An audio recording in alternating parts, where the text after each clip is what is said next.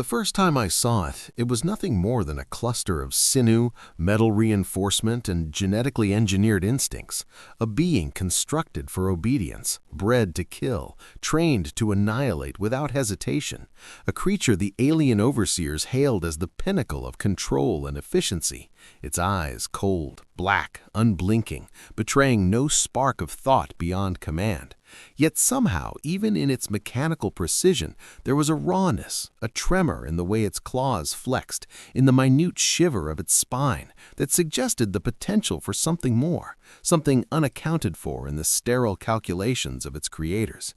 I remember stepping into the containment chamber, the air thick with ozone and antiseptic, the metallic tang of engineered life and the low hum of energy fields that held it in check, the sound vibrating through the reinforced floor beneath my boots as I approached the creature that the aliens had deemed perfect in purpose, yet devoid of any understanding of compassion. And I could feel a strange tension coil through the room as their monitors tracked my every movement, yet my eyes locked on the small imperfection in its gait, the twitch in its facial musculature that hinted at a spark of sentience that no overseer had recognized or wanted to. And I knew instantly that my task would not be simple, that the very act of nurturing what had been designed solely for destruction would be a gamble not only of my own safety, but of the fragile, unmeasured possibility of awakening a conscience in a being that had been raised to kill. And from that day forward, nothing about our interactions was simple or predictable. Feeding it required painstaking patience, for its instincts were sharp, its teeth capable of tearing flesh, its reflexes deadly, and every approach had to be calculated, gentle, deliberate, an act of diplomacy rather than command, as I would place food near its jaws, watching the tension ripple through its shoulders, the way it flexed its claws in anticipation, the minute flaring of its nostrils, and I would wait, sometimes for hours, until it accepted the sustenance without lashing out. Each small victory a monumental step in defiance of the cold, utilitarian logic of the aliens that surrounded us, who never once hesitated to remind me that my patience was inefficient, my actions reckless, and my concern for its well-being utterly irrational. Yet I persisted, because I had seen in those dark, unfeeling eyes a potential for something that no machine, no algorithm, no overseer could instill, the capacity for empathy, for choice, for connection beyond instinct. And over days, weeks, months, those tiny victories began to compound, the creature beginning to notice my presence not merely as a threat or source of food, but as a consistent force, a quiet constant in the chaos of its engineered existence. And I began introducing subtle forms of play, manipulating objects, letting it interact with items that had no tactical purpose, showing it gestures that conveyed non-threat, non-command, allowing it to experience curiosity and decision-making in a context where the only expected outcome had once been obedience and death.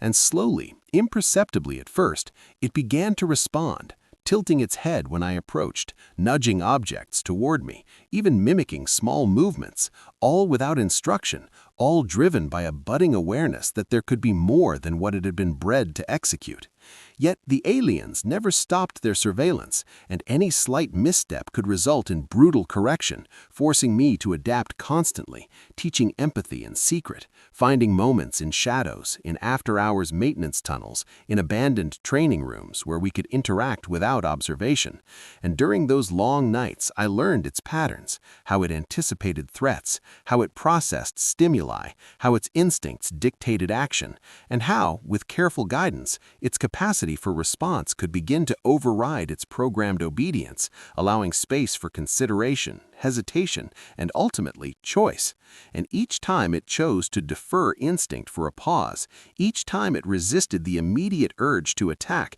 a new layer of awareness unfolded, fragile, delicate, and terrifying in its implications, because it meant that the creature was no longer entirely predictable, that it could act beyond the instructions embedded into its DNA and its training. And the aliens, of course, could not tolerate unpredictability, their reports escalating, their emissaries pressing for compliance, their threats thinly veiled. And yet, in the quiet, I continued my work, reinforcing trust with repetition, patience, and silent reinforcement, allowing it to make minor minor decisions, rewarding choices that demonstrated restraint or consideration, punishing nothing with harm, but withholding approval, attention, or sustenance until it learned that the act of restraint itself was valuable. And over time, a remarkable transformation occurred. The creature began to differentiate between instinctive response and deliberation, between reflex and intentional action, between the cold orders of the overseers and the nuanced guidance of the human who refused to let it remain a weapon. And in those moments, I realized that I was witnessing not just the awakening of empathy, but the creation of a moral agent where no moral compass had been anticipated, a being that could choose to protect rather than destroy, not because it was told to, not because failure carried punishment, but because it had internalized a form of understanding that no alien mind could conceive. And yet the progress was neither linear nor guaranteed, for there were relapses, incidents where the creature reacted violently, lashing out at shadows, at sounds, at imagined threats, requiring intervention, reinforcement, and endless repetition of lessons that sometimes felt interminable. Yet each setback was as valuable as the victories, for they revealed the edges of its consciousness, the boundaries of its instinct, and the moments when empathy had not yet fully taken root. And I learned to celebrate the small, almost imperceptible changes, a pause before a strike, a hesitation when cornered, a tilt of the head that suggested awareness, curiosity, or recognition. And these were the threads from which trust and moral awareness could be woven, delicate yet unbreakable when nurtured with consistency, patience, and care. In parallel, I began exploring the creature's capacity for connection with others, introducing small alien juveniles into controlled interactions, watching as it responded not with aggression, but with curiosity, sometimes sharing food, sometimes shielding, sometimes merely observing with a gaze that carried more understanding than any overseer could quantify. And these interactions revealed the subtle emergence of empathy not as mimicry, but as comprehension, a recognition that other beings were not obstacles, not tools, not expendable, but entities with their own value and potential for connection. And through these interactions, I noticed a shift in its behavior that was profound. It began to make choices proactively, acting to prevent harm before being commanded, sometimes pausing when instinct demanded attack, sometimes shielding a smaller creature from danger even when no reward was present, all subtle signs that the capacity for compassion was emerging from the careful cultivation of trust, patience, and example. Yet the threat of alien oversight was never far. Their instruments measured deviation, noted the unpredictability, and occasionally enforced brutal tests of obedience, exposing the creature to situations designed to provoke killing reflexes, to ensure that loyalty to humans could be measured and broken. And each time we endured, navigating the peril with caution, using every nuance I had taught it to deflect, evade, or delay the lethal response, demonstrating not only survival, but the quiet rebellion of moral choice over programmed instinct. Until one day, after years of this careful mentorship, I witnessed something extraordinary. The creature approached a simulated combat scenario not with reflexive aggression, but with calculation, restraint, and a protective awareness that seemed almost miraculous in a being whose entire existence had been designed around destruction. And as it navigated the course, shielding weaker participants, avoiding unnecessary harm, even hesitating when a strike would have been immediately advantageous, I realized that the principles I had instilled, compassion, patience, moral reasoning, empathy, were no longer external lessons, but intrinsic to its decision-making, guiding it towards a form of agency that the galaxy had never anticipated. And I felt a mixture of awe, pride, and apprehension, because this was more than training. It was a fundamental evolution of consciousness, a redefinition of what it meant to be loyal, obedient, and alive in a galaxy that had once believed such concepts were irrelevant. And as the months passed, this emergent empathy deepened, encompassing not only those it had been taught to protect, but the broader environment, injured species, vulnerable crew, the station itself, and small creatures long considered insignificant by alien standards, each act chosen deliberately, morally, and often silently, as if the very act of choosing life over destruction had become an instinct stronger than the instincts it had been bred to follow. And in these quiet victories, I recognized the profound uniqueness of humanity, the capacity to instill hope, patience, and moral understanding in a creature designed for nothing but death. And I knew that the stage was being set for the ultimate test, when all the lessons, all the patience, all the careful cultivation of empathy would be measured not in isolated exercises, but in the crucible of choice under extreme threat, when the galaxy itself would witness a being acting neither under command nor instinct, but guided by the principles that only a human could teach. And in that looming possibility, I felt the quiet satisfaction of knowing that the years of care, feeding, secret play, whispered lessons in abandoned corridors, and the unyielding insistence on moral choice had all culminated in the slow but undeniable emergence of a being that could refuse killing, that could choose protection, and that could, in its own way, redefine what it meant to be alive in a galaxy that had once measured all value by obedience, utility, and the capacity for destruction alone. And as I watched its eyes, still dark but now reflecting thought, awareness, and the faint spark of something, The years of quiet, careful guidance, secret lessons in empathy, and patient reinforcement had transformed the creature from a machine of unthinking obedience into a being capable of understanding consequence, capable of weighing choice against instinct, and capable, most profoundly, of moral agency. And yet nothing could have prepared me, or perhaps even the galaxy, for what came next, when the station found itself in the grip of a crisis so severe that the very survival of all inhabitants would hinge not on protocol, not on automated defense systems, but on the decisions of a single entity who had been trained not to obey mindlessly, but to care deliberately, to consider the value of life in a way that no alien could comprehend. The alarms screamed through the corridors, deafening, shrill, the scent of ozone and burning circuits thick in the air as machinery overloaded, containment fields collapsed, and genetically modified soldiers designed for ruthless efficiency flooded the decks, their programming to kill humans and any non-combatants operating with terrifying precision. And in that chaos, I felt the familiar coil of fear tighten in my chest, the instinctive knowledge that even with all our preparation, the cost of failure would be catastrophic. Yet I also felt an unfamiliar spark of hope, because the creature, now fully matured and aware, moved with a deliberate grace through the chaos, its claws and limbs poised not for destruction, but for assessment, its eyes scanning not merely for targets, but for potential victims, for innocence, for any life endangered by the collision of machinery, programming, and panic. And the aliens watching from observation decks and command centers could not understand, could not predict, could not calculate its actions, because the creature's decisions were guided not by orders, not by ingrained instinct, but by empathy, a capacity instilled, nurtured, and cultivated by a human who would refuse to accept the logic of disposability.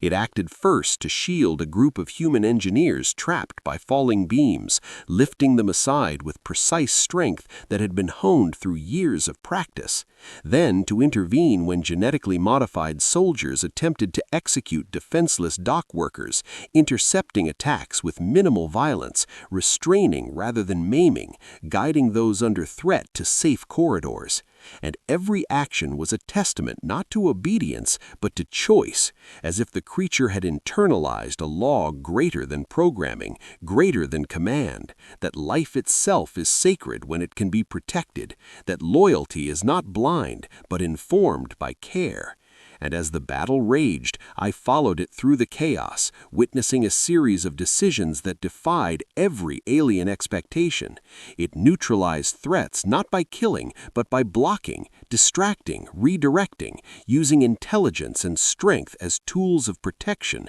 rather than instruments of death. And at one point, cornered by a group of alien soldiers who expected compliance and carnage, it hesitated, measuring the consequences, and then acted in a way that no observer could have predicted, positioning itself between the aggressors and a small cluster of frightened civilians. And for the first time, the overseer's monitors registered confusion, disbelief, and panic, because the creature had chosen empathy over instinct, protection over programming, programming, life over the mission it was bred to fulfill. And in that act, the galaxy's perception of loyalty, obedience, and the value of life shifted irrevocably. As the crisis unfolded, the creature moved like a living storm of calculated compassion, intercepting attacks, carrying injured beings across corridors, manipulating environmental hazards to shield rather than harm, and guiding humans, aliens, and innocents alike to safety, all while the station groaned, shuddered, and flickered under the strain of malfunctioning systems, its automated defenses failing, its structural integrity tested. And I realized that every lesson, every whispered word, every secret game of trust and restraint had culminated in this moment, in a display of moral courage that no alien could have engineered and no machine could have predicted. And though the overseers attempted to issue override commands, to enforce compliance through fear or threat, the creature ignored them, operating entirely under its own volition, its mind a fusion of instinct and empathy, a living embodiment of the human principle that compassion is a choice, and that choice carries power greater than any weapon. Throughout the chaos, I felt both awe and fear because the creature's decisions were precise, deliberate, and profoundly ethical, guiding beings to safety, diverting lethal machinery, and choosing every moment to act in accordance with the values I had instilled over years of careful nurturing. And in witnessing this, I understood that what had been dismissed as a tool, a killing machine, had become something unprecedented in the galaxy, a moral agent capable of redefining what it meant to be loyal, to serve, and to protect. And in each act of restraint, each life saved, each choice made for the good of others rather than the glory of destruction, it demonstrated the quiet, unstoppable power of empathy and humanity. And as the battle drew to a close, the station still trembling, survivors emerging from damaged decks, and the alien overseers reeling from their inability to control or comprehend the events they had unleashed, the creature paused, surveying the aftermath, standing amidst the wreckage not with triumph, not with arrogance, but with calm and measured awareness, its eyes reflecting thought, compassion, and understanding. And I stepped forward, meeting its gaze, and in that instant, the years of patience, of secret lessons, of whispered words in abandoned corridors were validated, because the being that had once been a weapon of destruction had become a guardian of life, not through programming, not through orders, but through the cultivation of empathy and choice, the very essence of what humans do best. In the aftermath, the overseers attempted to reclaim it or categorize it, to assign it a function within their utilitarian hierarchy, but I refused, knowing that its agency, its capacity for moral reasoning could not be commodified, and together we walked through the scarred station, human and creature side by side, survivors watching in awe, the galaxy witnessing a paradigm shift, loyalty defined not by obedience, but by care, strength measured not by destruction, but by protection. And in the quiet that followed as repairs began and lives were tended, I understood that the creature's journey had redefined the concept of agency, empathy, and what it meant to be truly alive, proving that humanity's insistence on patience, moral teaching, and unyielding care could awaken a consciousness capable of surpassing fear, instinct, and programming, and that in a universe that prized obedience and efficiency above all, the human ability to instill hope, empathy, and guide moral choice was the most powerful force of all, reshaping the destiny of a being designed for death into a hero who chose life, protection, and compassion, leaving a legacy that would ripple across the station, across species, and across the galaxy, redefining what it meant to be loyal, to act with conscience, and to recognize that no creature, no matter how engineered, is beyond the transformative power of humanity's care, patience, and unyielding belief in the value of life. And in that realization, as I looked upon the creature now fully autonomous, fully compassionate, fully alive, I knew that every hour of patience, every risk taken in secret, every choice to teach rather than command, had created not only a savior, but a testament to the irreplaceable, incomparable, and profound impact of humanity in the universe, a force that could transform a weapon into a guardian, a killing machine into a protector, a being bred for destruction into a symbol of hope, empathy, and the extraordinary power of choosing to care, even in a galaxy that prized compassion as weakness. And as the lights of the station flickered and the survivors began to recover, I felt a quiet, unshakable certainty that what humans can teach through patience, love, and moral courage can transcend species, biology, and programming, proving to all who witnessed that the greatest weapon in the galaxy is not one that kills, but one that chooses to protect, to heal, and to value life in all its fragile, beautiful, and unquantifiable forms.